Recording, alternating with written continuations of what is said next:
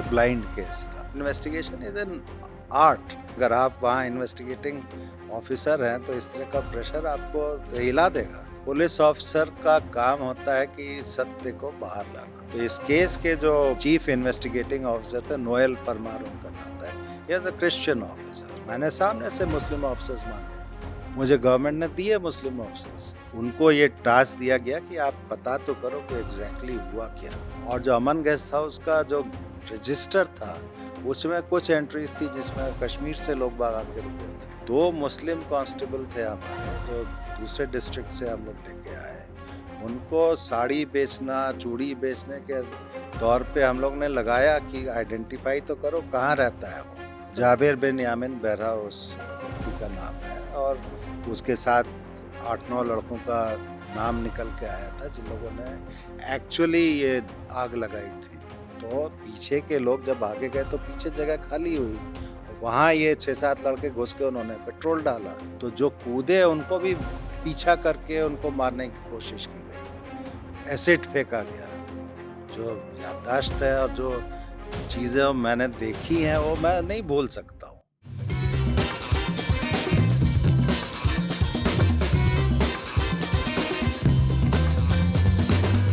अभिनेता विक्रांत मैसी की फिल्म आई है द साबरमती रिपोर्ट।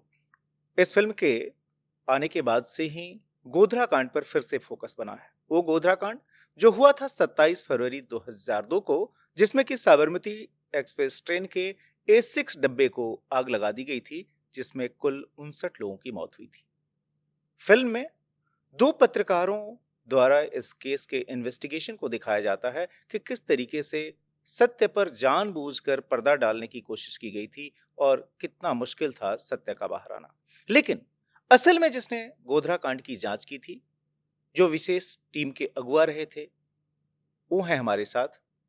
इस कांड की गुत्थियों को कैसे सुलझाया गया, कैसे ये केस अदालतों में टिका रहा, और अब जबकि जनवरी 2025 में सुप्रीम कोर्ट फाइनल हियरिंग करने जा रहा है इस मामले को एक तरह से पूर्ण विराम देने के लिए, क्योंकि गोधरा की विशेष अदालत ने इसमें आरोपियों को कन्विक्ट किया, गुजरात हाईकोर्ट ने भी उसको अपनी अप्रूवल दी और अब जनवरी 2025 में फाइनल हियरिंग होने जा रही है।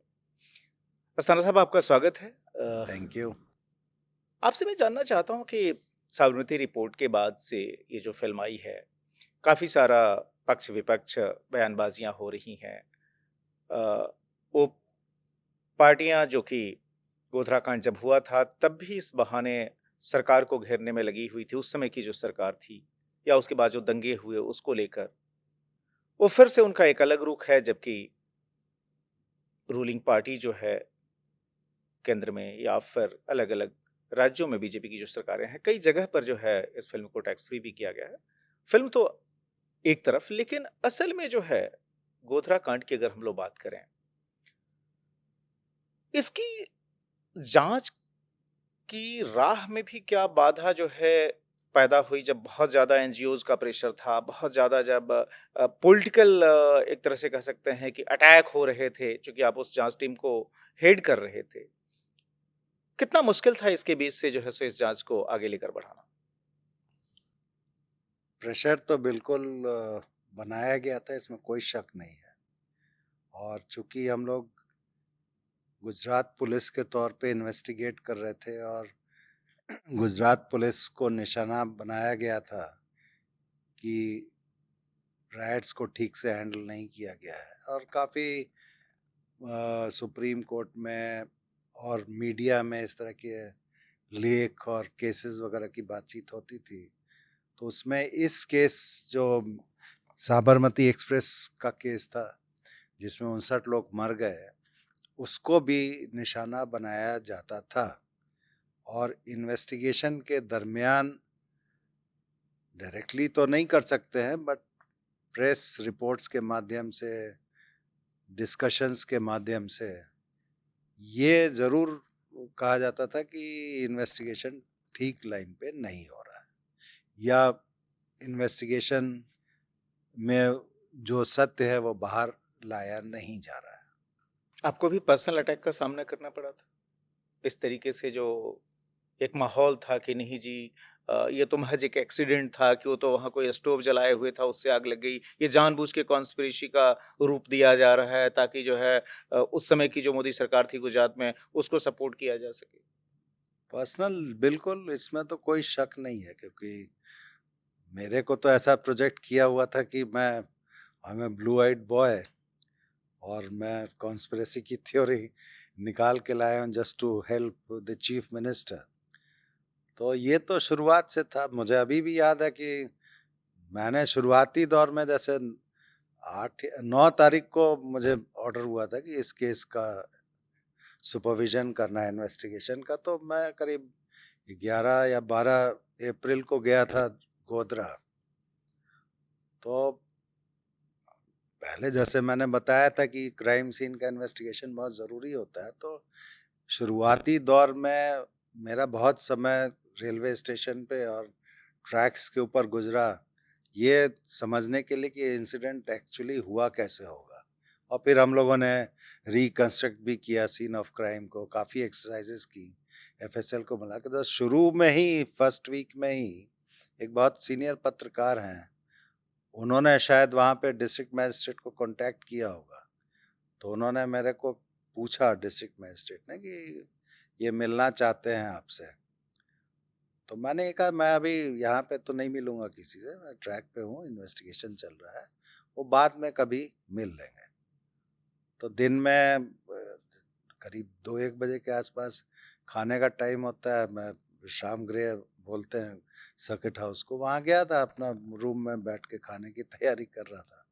और खाना आता उससे पहले मैं बाहर, जो कमरे के बाहर एक बालकनी होती है उसमें था, जस्ट वेटिंग कि खाना आएगा तो खाऊंगा मैं।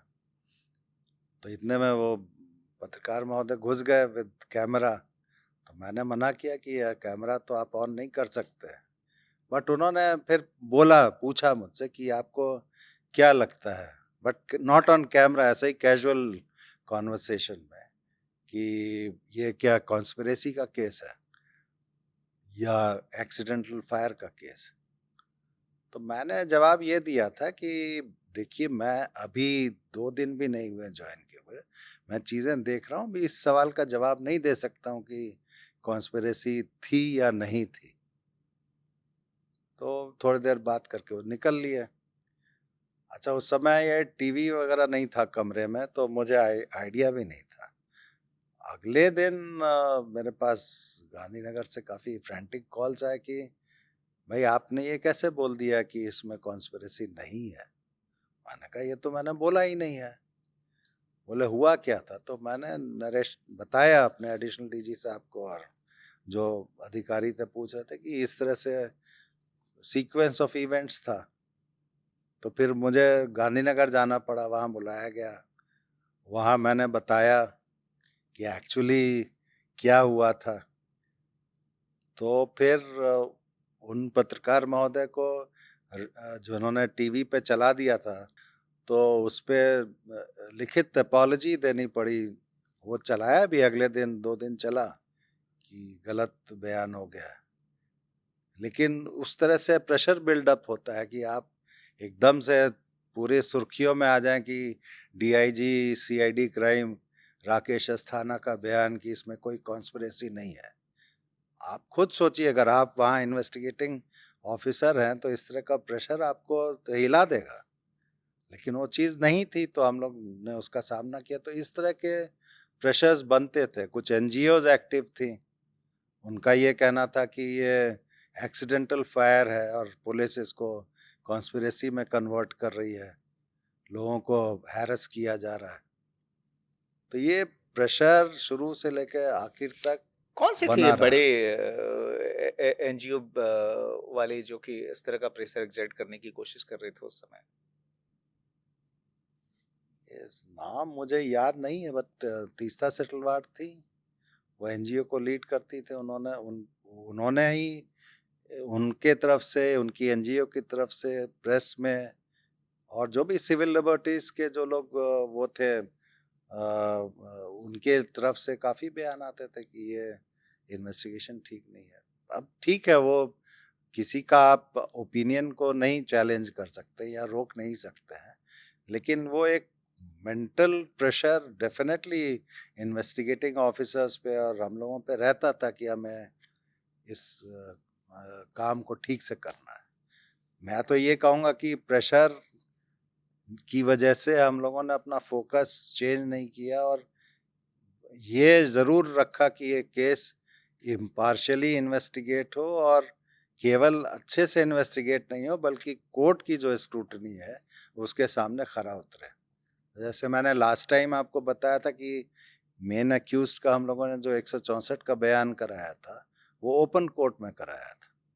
उसके पीछे भी यही कारण था कि कल को उठ के कोई उसको क्वेश्चन मार्क नहीं बनाए। ओपन कोर्ट में 164 का स्टेटमेंट, आई थिंक ये रेयर घटना थी। हाँ, ये तो बिल्कुल रेयर घटना, नॉर्मली मैजिस्ट्रेट के चैम्बर में होता है, लेकिन ओपन कोर्ट में वकील भी हैं, दूसरे भी वकील, उनके सामने बोलना ही तो बहुत रेयर चीज़ थी और इसीलिए मैंने इंसिस्ट किया था ऑफिसर्स को कि ओपन कोर्ट में कराओ, कोई दिक्कत नहीं है। अगर ये सच बोल रहा है तो कोर्ट में भी सच ही बोलेगा। मैं आपसे समझना चाहता हूँ कि ओपन कोर्ट में 164 का स्टेटमेंट आपने करवाया, लेकिन उसके पहले जब आप लोगों ने इस केस को हाथ लगाया तो उस समय जो सो ये ब्लाइंड केस था। कॉन्स्पिरेसी में कौन कौन शामिल थे, क्योंकि जाहिर है जिस दिन बर्निंग का इंसिडेंट हुआ था, जब अंदर से पेट्रोल डालकर जब बोगी जलाई गई और बाहर से पत्थरबाजी हो रही थी, तो उस समय जो है कॉन्स्पिरेसी एग्जैक्टली क्या थी किसी के ध्यान में नहीं थी।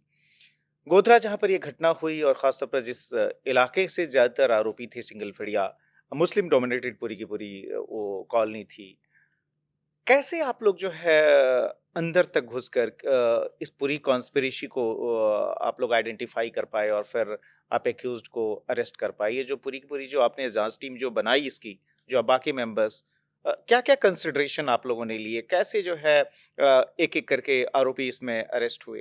क्या इसके पीछे भी कोई बड़ी रणनीति थी आप लोगों की? पुलिस ऑफिसर का काम होता है कि सत्य को बाहर लाना। ये कोई भी इन्वेस्टिगेशन होता है उसमें जो फैक्ट्स हैं उसको बाहर ला के रखना है। वो फैक्ट सही हैं या गलत है उसको कोर्ट स्क्रूटिनाइज करती है। अब जैसे ये इंसिडेंट है, इसमें जो विक्टिम्स थे वो तो सब ट्रैवलर्स थे, गोधरा के तो थे नहीं, तो किसी को पहचान नहीं सकते थे कि ए ने किया कि बी ने किया। और जिस जगह पे ये पत्थरबाजी हुई और बहुत ज़बरदस्त पत्थरबाजी हुई, वो उससे नज़दीक का एरिया जो सिग्नल फड़िया था वो 100% मुस्लिम लोकेलिटी थी। अब डब्बे में बैठा हुआ आदमी या जो भी लेडीज हैं वो पहचान नहीं सकते हैं कि किसने पत्थर मारा, नाम नहीं ले सकते हैं। मतलब आई विटनेस तो इंसिडेंट का आई विटनेस हो सकते हैं लेकिन वो किसने किया वो आइडेंटिफिकेशन तो नहीं कर सकते हैं। तो उस लिहाज से ये ब्लाइंड केस था कि भाई एग्जैक्टली किन लोगों ने ये हरकत की। अच्छा, उस समय सीसीटीवी कैमरा का जमाना भी नहीं था तो आप फुटेज नहीं देख सकते। आज की तरह मोबाइल वाला भी नहीं था कि हर मोबाइल इंसिडेंट का वाला लोग भी मोबाइल नहीं पे था, रिकॉर्ड कर लेते बिल्कुल हैं। नहीं था। तो बेस्ट तरीका ये था कि उसी जगह से हमें चीजें बाहर लानी है। तो ठीक है, हमने क्राइम सीन इन्वेस्टिगेट कर लिया, रिक्रिएट कर लिया, एफएसएल की टीम से उसको एग्जामिन करा लिया, एक पर्टिकुलर थ्योरी को समझ लिया, लेकिन किया किसने उसको निकालने के लिए तो हमें बेसिक पुलिसिंग टेक्निक्स का यूज़ करना पड़ा। मेरा ये मानना था कि चूंकि ये 100% मुस्लिम लोकेलिटी है तो पुलिस फोर्स में जो अच्छे ऑफिसर्स हैं जो उसी कम्युनिटी को बिलोंग करते हैं, जो अच्छे इन्वेस्टिगेटर्स रहे हुए हैं पास्ट में, उनको लेके हम ये इन्वेस्टिगेशन करेंगे। तो इस केस के जो चीफ इन्वेस्टिगेटिंग ऑफिसर थे, नोएल परमार उनका नाम था, he is a Christian officer. और immediate supervising officer SP rank, SP railway से जेके भट्ट, इनसे हम लोगों ने चर्चा की और मेरे साथ कुछ लोगों ने पहले मुस्लिम ऑफिसर्स ने काम किया हुआ था, who had done a wonderful job. तो हम लोग ने 3-4 मुस्लिम ऑफिसर्स का नाम कलेक्ट किया and I requested the government कि मुझे ये ऑफिसर्स चाहिए और मेरे को ये फ्रीडम दी गई कि आप कोई भी ऑफिसर सेलेक्ट कर सकते हैं। मैंने इसके बारे में होम मिनिस्टर से, चीफ मिनिस्टर से, डीजी से, एडिशनल डीजी से सबसे चर्चा की एंड आई सेड कि मुझे सिर्फ इन्वेस्टिगेशन में ये केस खोलना ही नहीं है बल्कि हमें प्रोसिक्यूशन तक इसको सक्सेसफुल बनाना है तो ऐसे ऑफिसर्स चाहिए, ऐसे वकील चाहिए जो हमारे साथ कंटिन्यूटी में रहे। तो 4-5 मुस्लिम ऑफिसर्स लिए गए, उनको ये टास्क दिया गया कि आप पता तो करो कि एग्जैक्टली हुआ क्या था। ये कौन थे ये अधिकारी जो इनमें से कुछ के नाम याद हैं? मुझे एक का नाम याद है, पोलरा, करीम पोलरा उसका नाम है। अब तो खैर he has retired, he is settled in US. उसके साथ एक दो और ऑफिसर थे जो बेचारे अभी they are no more, but ये 3-4 ऑफिसर्स ने, और केवल सब इंस्पेक्टर इंस्पेक्टर ने, इवन कांस्टेबल्स, हेड कांस्टेबल्स, ये टीम बनाई हम लोगों ने बाकायदा। और इन लोगों ने बहुत ही मेटिकुलसली, बहुत ही अपनी चीज को जान हथेली पे रख के, मैं तो ये कहूँगा, क्योंकि उस एरिया में घूमना, वहाँ रहना, पता करना, तो ये चीज निकल के आई उनकी तरफ से। और वो कुछ लोगों का कॉन्फिडेंस था उनमें, मुस्लिम ऑफिसर्स में, तो उन लोगों ने निकाला। एक हमारा आरोपी था सलीम पानवाला, जो अभी तक नहीं पकड़ा गया, अभी भाग गया, वो पाकिस्तान में है। उसको पकड़ने के लिए, एब्सकॉन्ड कर रहा था, उसको पकड़ने के लिए 2 मुस्लिम कांस्टेबल थे हमारे, जो दूसरे डिस्ट्रिक्ट से हम लोग लेके आए। उनको साड़ी बेचना, चूड़ी बेचने के तौर पे हम लोग ने लगाया कि आइडेंटिफाई तो करो कहाँ रहता है वो, क्योंकि इन्फॉर्मेशन ये थी कि रहता इसी सिग्नल फड़िया में है और इस मस्जिद में नमाज पढ़ने आता है। तो ये 2 लड़के कम से कम 2-2.5 महीने वहाँ साड़ियाँ बेची हैं। हमने उनको सीक्रेट सर्विस फंड से पैसे दे के साड़ियाँ खरीद के दी कि आप इसको बेचिए, वहाँ घूमो, फेरी लगाओ, पता करो। मुस्लिम लड़के थे, उन्होंने आइडेंटिफाई किया, पता किया। पे एक पर्टिकुलर डे पे हम लोगों ने दबिश लगाई, रेड किया, कोशिश किया, बट वो भाग गया। तो सारी टीम ने इस डेडिकेशन के साथ उसमें काम ये किया। बड़ी सर्वधर्म संभाव वाली टीम थी जिसमें कि Hindu officer, Muslim officer, Christian police officer officer. के लिए धर्म का रिलेशन नहीं है, वो कमिटमेंट टू द वर्क होना चाहिए। अब इसका head of the investigator team was a Christian officer, Noel Parmar, one of the finest officers I have seen. मैं जब अहमदाबाद सिटी में डीसीपी था, तो राइट प्रोन एरिया में he was SHO of a particular police station. I had seen him, he is a dedicated police officer, weather he is a Christian और not, इससे कोई फर्क नहीं पड़ता है। वो सोसाइटी में सिक्योरिटी की फीलिंग रखने के लिए वो काम करता था और बहुत अच्छा काम किया। ये पूरा इन्वेस्टिगेशन उसने, मतलब आप अभी मैं बयान नहीं कर सकता हूँ। वो खाना पीना छोड़ के, परिवार को छोड़ के, कंटिन्यूअसली वहाँ कैंप करके किया। इस पूरे केस में हम लोगों ने जो ट्रेन मुजफ्फरपुर से चली थी, अहमदाबाद तक की थी, इनके पूरे रिजर्वेशन के चार्ट्स मंगाए। जो लोगों ने ट्रैवल किया था from Ayodhya up to Ahmedabad, जिनके रिजर्वेशंस थे, या जो लोग बीच में उतर गए थे, उन सबको खोज के टीम गई, उनसे पूछताछ हुई कि ऑन वे ये कार सेवकों का कंडक्ट कैसा था। उनमें से तो कोई नहीं था, उसको रूल आउट किया। तो ये सब इन्हीं अधिकारियों ने किया, इन्हीं टीम ने किया। जब आप लोग आरोपियों को पकड़ने के लिए गए उन इलाकों में, और आपने बताया कि कंप्लीटली मुस्लिम डोमिनेंट इलाके थे, तो उस समय हॉस्टिलिटी फेस करनी पड़ी थी? इट वाज ए चैलेंज, लगा कि जो सो कहीं नहीं, मॉब अटैक ना हो देखिए जाए? ऐसा है, जब मैं गया था तो उस समय, मैं मेरे ख्याल से 2002 में, तो उस समय ये डर था, मतलब लोग बाग कहते थे कि इस एरिया में पुलिस नहीं जा सकती है। तो मेरा ये मानना था कि पुलिस कैसे नहीं जा सकती है, हर आदमी तो गुनहगार नहीं होता है ना। थोड़े लोग होंगे तो उनको हैंडल कर सकते हैं। You gain the confidence of the people from there. तो gradually we gained their confidence. ऐसा नहीं है कि उस सिग्नल फड़िया में हर एक आदमी ही क्रिमिनल है। उसमें से 6 कुछ लड़के जिन्होंने ये बदमाशी की। तो हम लोग गए, और फिर जब बाद में तो रेड होती थी, ये पकड़ने जाते थे, कोई रिटेलिएशन नहीं, कोई रेजिस्टेंस नहीं। लोगों को समझ में आ गया कि सही आदमी को पकड़ने के लिए पुलिस आती है। तो ऐसा कुछ नहीं है। आपको पुलिसिंग में केवल इन्वेस्टिगेशन नहीं है, investigation is an art, it's a science as well as art. आपको आदमी का फील्ड में इन्वेस्टिगेशन के टाइम में कॉन्फिडेंस गेन करके उसी से डिटेल्स निकलवाने हैं।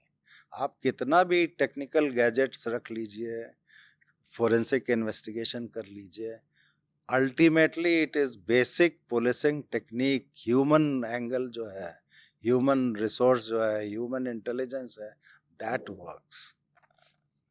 एक चीज बताइए, आपने जो पूरी कॉन्स्पिरेसी जो आप लोगों ने जिसका पर्दाफाश किया, उसमें आपने एक व्यक्ति का नाम भी लिया, एक आरोपी जिसने कि ओपन कोर्ट में 164 का स्टेटमेंट दिया। जो आदमी खुद गुनहगार था, वो कैसे तैयार हो गया जो है सो न खुद अपना गुनाह कबूल करने के लिए, बल्कि अपने साथियों का भी, जिन्होंने कि इस तरह की घटना जो कि स्वतंत्र भारत के इतिहास में इससे पहले कभी हुई नहीं थी कि एक मतलब पूरी बोगी को आप जो है जला दें और उसमें 59 लोगों की डेथ हो जाए। उसके लिए भी क्या कोई खास आप लोगों ने टेक्निक यूज की थी? उसको कैसे कन्विंस किया आप लोगों ने? चूंकि वो जब चाहता तो रिफ्यूज कर सकता था। देखिए, जब ये आइडेंटिफाई हो गया कि इन 7-8 लोगों ने या मुझे अगर नाम खुद याद है तो जाबिर बिन यामिन बेहरा नाम था उसका। जाबिर बिन यामिन बहरा उस व्यक्ति का नाम है, और उसके साथ 8-9 लड़कों का नाम निकल के आया था जिन लोगों ने एक्चुअली ये आग लगाई थी।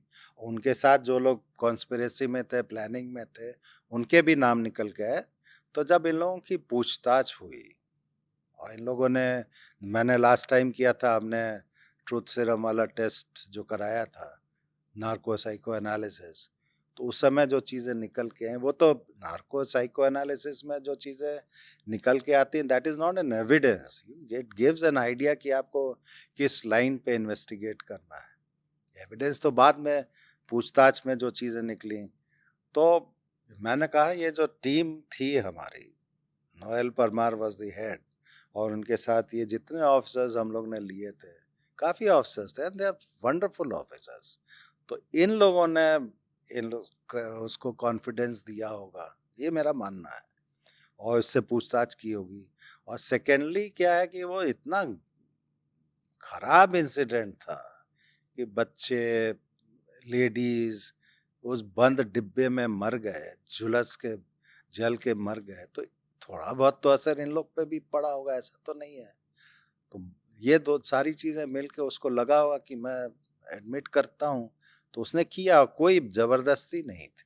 क्योंकि चाहे कुछ भी कह लीजिए आप, किसी भी व्यक्ति को मारपीट करके उससे एडमिट कराना, वो भी ओपन कोर्ट में जज के सामने। It's not possible at all. जब तक वो चीज अंदर से नहीं आया, तब तक वो चीज और संभव मुझे नहीं याद है है। कि रोते रोते उसने बयान किया था पूरा का पूरा incident. He started crying in the court.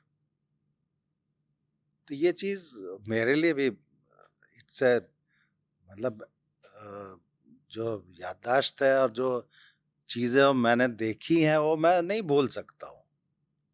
और इस पूरे केस में हर एक टीम मेंबर ने एज ए टीम काम किया। मैं भी साथ में बैठ के उनके साथ इंटरोगेशन करना, बातचीत करना, तो मैंने हर चीज़ देखी है अपनी आँख से, इसीलिए मैं बहुत कॉन्फिडेंस के साथ कह सकता हूँ कि वो नेचुरल कोर्स में उस आदमी ने अपना कन्फेशन किया था। कितना समय गुजारा था आपने गोधरा में? गोधरा तो बहुत लंबा समय, तो 1.5-2 साल तक कंटिन्यूअसली वहाँ जाना, आना, रहना। और केवल गोधरा ही नहीं, हम लोग ट्रेन से भी रतलाम जाना हुआ, कभी कोटा जाना हुआ, कभी आसपास के दाहोद जाना हुआ। तो ये सारी चीज़ें as a team we use to go to check कि कहाँ पे, जहाँ जहाँ ट्रेन रुकी थी वहाँ पे अगर कोई इंसिडेंट हुआ है तो उसका पता करने के लिए लोगों से पूछताछ करना। क्योंकि ये ट्रेन आनी थी रात में 2-3 बजे के आसपास, और आई है सुबह 4.5 घंटा लेट थी। तो ऑन दी वे लेट होने का कारण ये भी था कि कई दफे चेन पुलिंग की वजह से ट्रेन रुकती थी। तो ट्रेन रुकी तो स्टेशन पे कोई हंगामा हुआ, किसी से झगड़ा हुआ, या कोई कार्रवाई हुई, तो पता करने के लिए। एक रूमर उस समय ये भी उड़ाई गई थी कि किसी लड़की के साथ छेड़खानी हुई और उसके गुस्से में ये सब हुआ। ये जो सो आप लोगों की जांच में ये गलत पाया गया? बिल्कुल, ये चीज़ भी आई थी, और लड़की से पूछताछ भी हुई, और आइडेंटिफाई हुई लड़की, उसके माँ बाप से भी पूछताछ हुई। वो लोग भी थे, उन्होंने डिनाई किया कि ऐसा कुछ नहीं था। जब फ़िल्म आई है उसके बाद से ज़ाहिर है इसको लेकर मैंने पहले भी कहा कि काफ़ी सारे पॉलिटिकल रिएक्शन आ रहे हैं, सोशल मीडिया पर भी दुनिया भर की बात है। एक बड़ी क्वेरी जो है आ रही है कि इसको मतलब उस पर शक दिखाने के लिए कि साहब ट्रेन के उस डब्बे में मतलब एक तो एस6 ही क्यों चुना गया? दूसरा ये कि कोई निकल के बाहर भागा क्यों नहीं? अगर आग लगी तो फिर लोग बाहर निकल के भागते। मैं बताता हूँ, वो जिस जगह ट्रेन रुकी और वो मैंने बताया था एक कर्व पे S6 सिचुएटेड था, जो केबिन था, आउटर केबिन था, उसके सामने था। आउटर केबिन के अगर पूरा आप एरिया देखेंगे तो झाड़ियाँ, बुशेस थी, लेकिन एक पतली सी पगडंडी उसके बगल से जाती थी जो सिग्नल फड़िया में निकलती थी। तो जो भी मॉब आया उसने उस पगडंडी का उपयोग किया। तो बाई चांस वो S6 उसके सामने था। S7 होता तो उस पे हो जाता, S5 होता तो उस पे हो जाता। तो ऐसा नहीं है कि S6 को स्पेसिफिकली क्यों चूज किया। वो तो चूंकि ट्रेन की चेन पुल की गई थी और ट्रेन वहां रुकी और उस पगडंडी के आसपास उस केबिन के सामने ये डिब्बा आके रुका, इसलिए उसके ऊपर असॉल्ट हुआ। और जो भी असॉल्ट हुआ इतनी जबरदस्त पत्थरबाजी थी कि जो बर्थ नंबर 1 था वो आगे के साइड में और 72 पीछे के साइड में था। तो पीछे के साइड से डायगोनल पत्थरबाजी हो रही थी।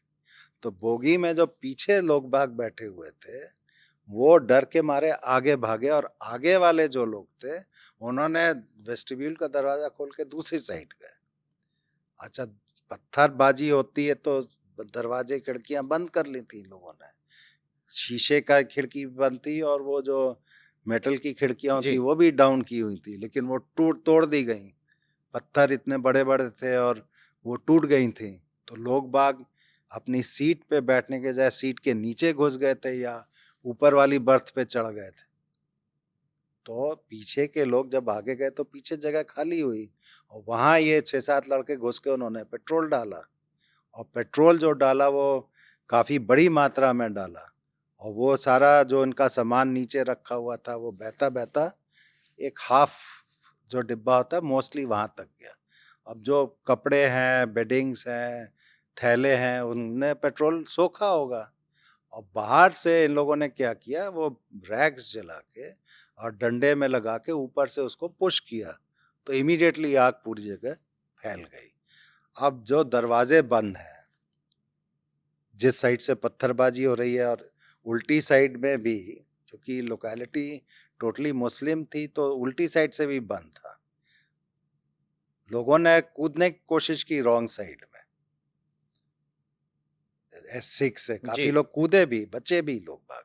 मैंने बताया था करीब 100 सवा 100 लोग उसमें थे जिसमें 59 डाइड, तो बाकी लोग तो बचे होंगे तो कूदे कुछ लोग दूसरी बोगी में गए। तो जो कूदे उनको भी पीछा करके उनको मारने की कोशिश की गई, एसिड फेंका गया। तो ये सारी चीजें प्लानिंग को ही इंडिकेट करती है ना। अब वहां पे एसिड लेके आने की क्या जरूरत, एसिड बॉटल्स में भर के जो लोग भाग रहे थे उनको पीछा करके पैसेंजर्स को पकड़ के मारने की क्या जरूरत। तो ये लास्ट टाइम सारी चीजें बाहर निकल के आई उसमें। लास्ट टाइम भी जब हम लोगों ने बात की थी कॉन्स्पिरेसी एंगल की बात की थी, क्या एंगर था इतना कि जो है एक ट्रेन को जलाने की साजिश रखना, एक पूरे डब्बे को जला के जैसे इतने लोगों की जान ले लेना, क्या इसके पीछे मोटिव था?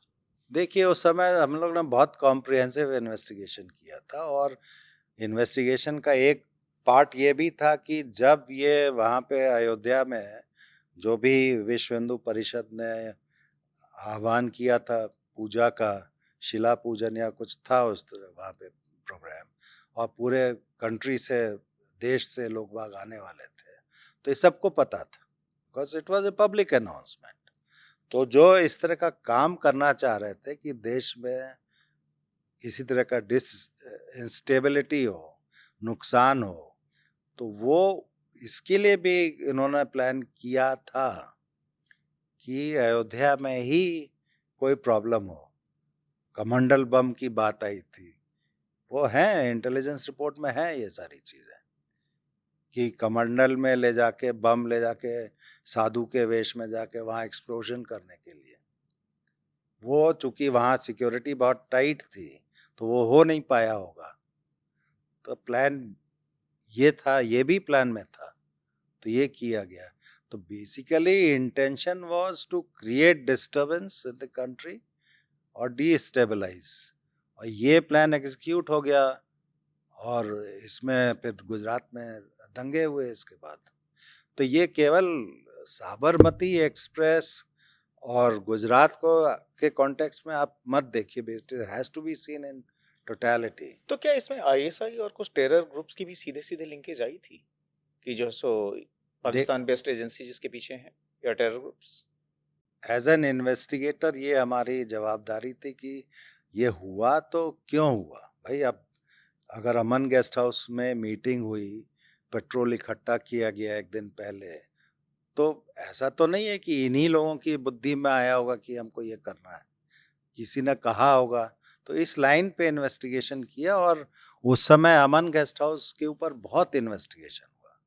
तो अमन गेस्ट हाउस से जो फ़ोन कॉल्स डिफरेंट प्लेसेस में गई थी, उनको ट्रेस करने की कोशिश। उस समय तो मोबाइल कम यूज़ होता था, तो काफ़ी कॉल्स ऐसी निकली जो हमारी नेबरिंग कंट्री में भी गई हुई थी, पाकिस्तान में। पाकिस्तान में।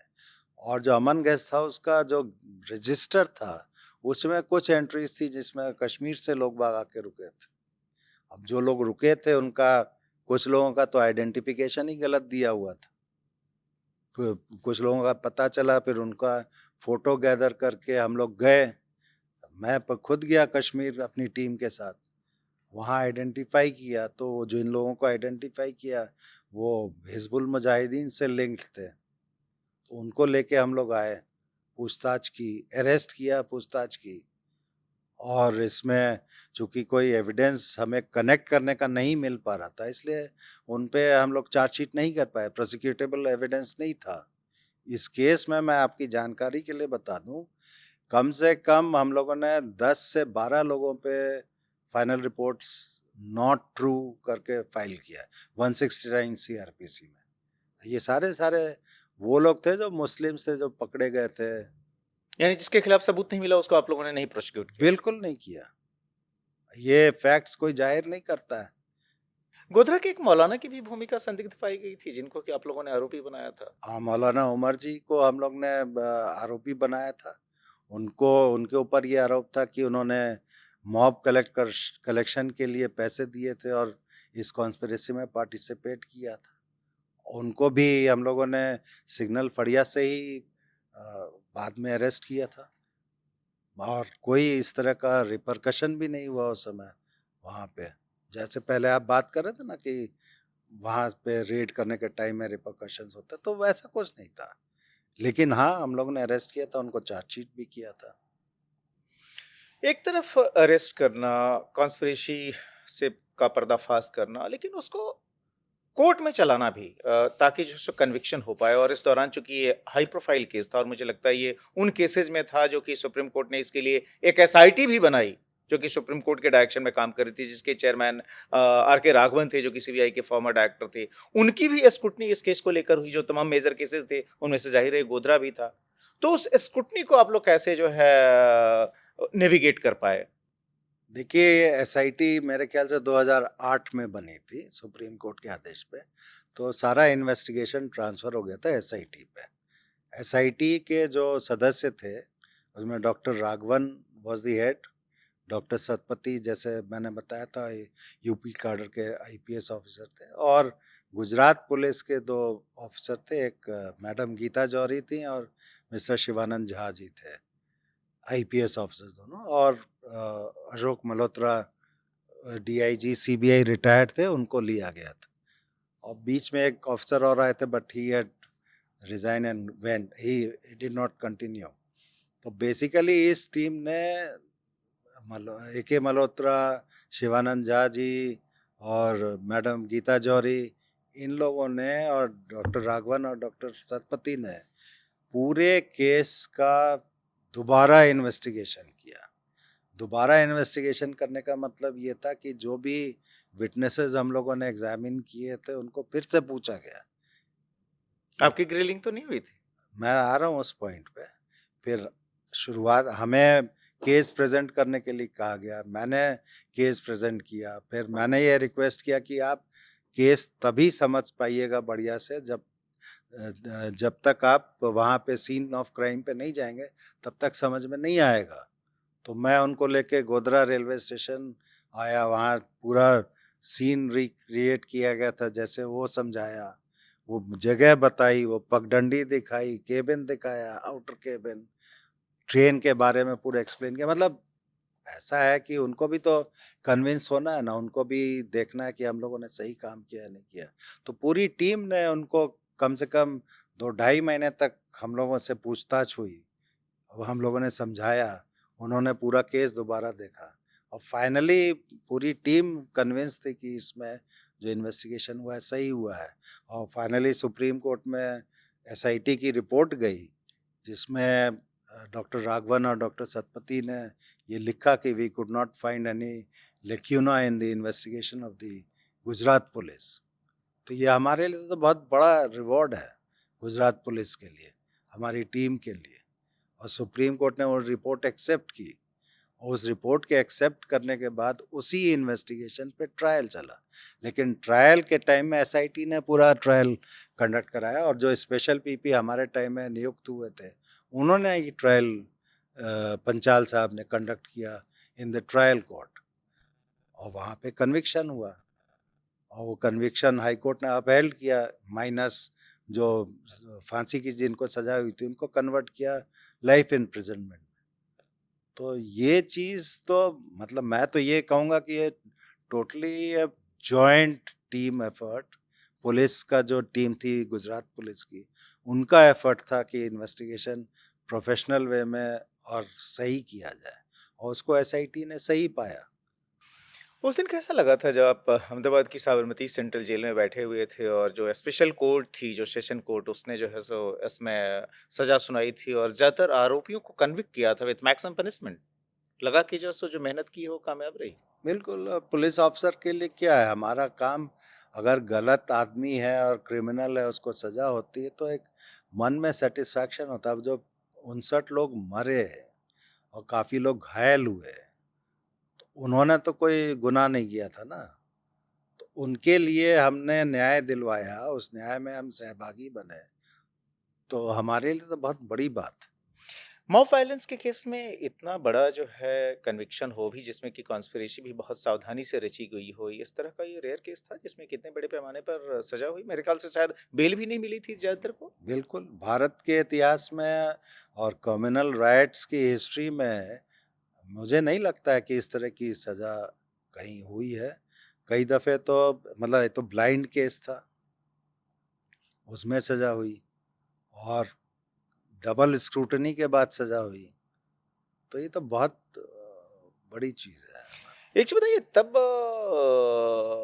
आप लोगों को ज्यादा प्रेशर नहीं महसूस हुआ था जब दिल्ली में चेंज ऑफ गार्ड हुआ, 2004 में यूपीए की सरकार आ गई, लालू यादव रेल मंत्री बने, उन्होंने एक यूसी बनर्जी कमेटी बना दी, उस कमेटी ने ये कह दिया कि नहीं साहब ये तो साजिश वाजिश सब फालतू की बात है, यह तो जो है एक्सीडेंटल फायर था जिसमें कि ये सारे के सारे लोगों की डेथ हुई है? स्ट्रेस बिल्कुल था, मैं झूठ नहीं बोलूँगा। और जिस तरह से चीज़ें बढ़ रही थीं, वो ठीक नहीं था, क्योंकि मेरे साथ पढ़े हुए एक मित्र ने, जो जर्नलिस्ट हैं, उस समय काफ़ी अच्छी पोजीशन पे जर्नलिस्ट थे, उसने मेरे को फ़ोन करके बताया कि आप थोड़ा सतर्क रहिए, नहीं तो आप लोग जेल जाएंगे। आप लोगों को अरेस्ट करने की तैयारी थी? नहीं, अरेस्ट करने तैयारी नहीं थी, मतलब जो इंटेंशन के बारे में बता रहा था कि मैं, उसने ये कहा था कि मैं एक मीटिंग में था जहाँ इस तरह की बातें हो रही थी और आप टारगेट हैं। तो मैंने उसको ये कहा था कि अब ठीक है, अब जो भी करना हो करे, बट हम लोगों ने जो काम किया वो सही किया है। और ये स्ट्रेस हमारी टीम में भी था, क्योंकि लोअर लेवल पे जो ऑफिसर्स थे वो तो प्रेस में जो चीज़ें आती थी और जो मीडिया एनजीओज वगैरह कोर्ट में बोलते थे या प्रेस में बोलते थे या पिटिशन्स होती थी, और फिर नानावटी कमीशन भी था जिसमें भी स्क्रूटनी चल रही थी। तो इस चारों तरफ से स्ट्रेस तो था। जस्टिस नानावटी ने भी जो है सो आप लोगों से इस मामले में जानकारी जुटाई थी, हाँ पूछताछ की बिल्कुल, थी? हमारी टीम से पूछताछ हुई थी और उस समय माहौल ऐसा था जिसमें Godhra main centre of attraction था, क्योंकि मेरा ये मानना था एज ए पुलिस ऑफिसर, और ये मैंने कहा भी था उस समय सरकार में, कि ये जो गोधरा का इंसिडेंट है ये बेसिक बेस है, इसकी वजह से राइट्स हुए हैं, तो इसका जो इन्वेस्टिगेशन होगा उसकी स्क्रूटनी बहुत ज़्यादा होगी, और उस स्क्रूटनी में केवल नेशनल लेवल पे स्क्रूटनी नहीं होगी, इंटरनेशनल लेवल पे भी होगी, और सबकी आंखें होंगी कि ये इन्वेस्टिगेशन कैसा होता है। और चूंकि इसमें ह्यूमन राइट्स का भी एंगल है, वो दूसरी तरह से लोग बाग देखते हैं, तो उस लिहाज से भी जो इंटरेस्टेड ग्रुप्स हैं जिनको ये कंट्रोवर्सी क्रिएट करनी है, वो बहुत कोशिश करेंगे हमारी जांच में या पुलिस के ऊपर क्वेश्चन मार्क लगाने के लिए। तो ये जो चीज़ें थी ये हम लोग के दिमाग में थी, और ये मैंने कहा कि हम केवल इन्वेस्टिगेशन नहीं करना है, इन्वेस्टिगेशन में जो फैक्ट्स निकल के आते हैं वो कोर्ट्स में स्क्रूटिनाइज होंगे, लोअर कोर्ट में, हाई कोर्ट में, सुप्रीम कोर्ट में, तो वहाँ पे भी हमें विदस्टैंड करना है, और वहाँ भी हमारे जो प्रोसिक्यूटर्स हैं, अब सरकारी प्रोसिक्यूटर और प्राइवेट प्रोसिक्यूटर में ज़मीन आसमान का फ़र्क होता है। तो मैंने गवर्नमेंट से रिक्वेस्ट किया था, चीफ मिनिस्टर साहब से और होम मिनिस्टर साहब से, कि जो आप कि उस समय नरेंद्र मोदी और अमित शाह थे जी गुजरात में। जी नरेंद्र मोदी जी चीफ मिनिस्टर थे, अमित शाह होम मिनिस्टर थे, मैंने रिक्वेस्ट किया था कि हमें बेस्ट पॉसिबल लॉयर्स को हायर करने की आज़ादी दीजिए ताकि हम केस को कोर्ट में डिफेंड कर सकें। अगर हम इन्वेस्टिगेशन करते हैं और कोर्ट में वो चीज़ स्टैंड नहीं करेगी तो हमारा बहुत आलोचना होगी, गवर्नमेंट की आलोचना होगी। तो ये चीज़ हमें पूरा फ्रीडम दिया गया था कि आप बेस्ट लॉयर हायर कीजिए। गवर्नमेंट ने भी जो स्पेशल पीपी अपॉइंट किए, he was one of the best lawyer in the country, in the state. High court में फिर और सुप्रीम कोर्ट में दिल्ली में आके हम लोग ने सीनियर लॉयर्स को एंगेज किया। सुशील कुमार जी ने हमें रिप्रेजेंट किया हाई कोर्ट में, सुप्रीम कोर्ट में। हरीश साल्वे साहब ने कुछ दिन तक रिप्रेजेंट किया, और गवर्नमेंट ने हायर करने की छूट दी थी ताकि ये केस ठीक से इन्वेस्टिगेट हो, ठीक से प्रेजेंट हो कोर्ट्स में, ताकि इसका स्क्रूट। अच्छा, उस समय हम लोगों ने पोटा लगाया था इसमें, तो पोटा की एक कमेटी जो बनी थी उसने पूरा केस स्क्रूटनाइज किया, तो उसमें भी प्रेजेंटेशंस हुए। तो ये मामूली बात नहीं थी, क्योंकि उस समय बहुत प्रेशर था, इसमें कोई शक नहीं है, और स्ट्रेसफुल वातावरण ज़रूर था, बट ये हम लोग को कभी फील नहीं हुआ कि कोई विंडिक्टिव होके गवर्नमेंट अलग है, ये गवर्नमेंट अलग है, सेंटर में अलग गवर्नमेंट है, तो हम लोग के पीछे पड़ेंगे। कभी दिमाग के कोने में रहा होगा, बट इसका कोई असर हम लोगों के ऊपर नहीं हुआ। नहीं, आरोप तो ये लगा कि सरकार के दबाव में आप लोगों ने इसको बिल्कुल कॉन्स्पिरेसी जो है सो प्रूव करने की कोशिश की जो है। आरोप लगाने वाले लगाते रहें, फैक्ट्स जो है वो उस पर हम टिके रहे, उसको एसआईटी ने सही पाया, कोर्ट्स ने सही पाया, तो ये गवर्नमेंट का कोई दबाव नहीं था। इनफैक्ट मैं तो आज एडमिट करना चाहूँगा कि गवर्नमेंट ने कभी मेरे को ये नहीं कहा कि आप इस तरह से इन्वेस्टिगेट कीजिए या ऐसे क्यों इन्वेस्टिगेशन कर रहे हैं। ये एक बात। दूसरा, रिसोर्सेज की बात होती है। अब उस समय आरोप लगता था 2002 में गुजरात में कि साहब मुस्लिम ऑफिसर्स को की पोस्टिंग्स नहीं दी जाती है या हटाया, मतलब साइड में कर दिया गया है। मैंने सामने से मुस्लिम ऑफिसर्स मांगे, मुझे गवर्नमेंट ने दिए मुस्लिम ऑफिसर्स। तो लॉजिस्टिक्स में सपोर्ट मिलना और कोई इंटरफेरेंस नहीं होना, ये सब चीज़ें बहुत बड़ी होती है ना। ये हर चीज़ को तो आप पब्लिकली दिखा नहीं सकते हो, बट ये फैक्ट है।